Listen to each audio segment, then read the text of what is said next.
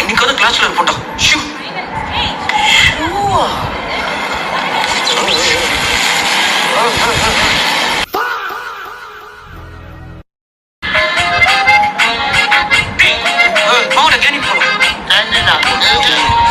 நம்ம வேலை நிற்கிறது என்ன அந்த பொம்பளைக்கு தெரியாம போது சொல்லு.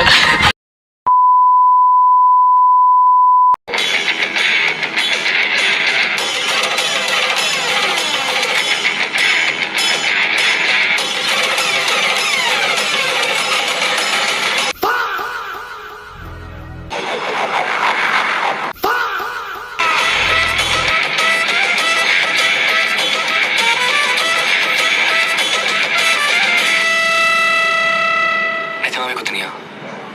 ஆமா, கண்ணிலே குத்திருப்பேன். மறுபடியும் ஏதோ சீனாயிட போகுது.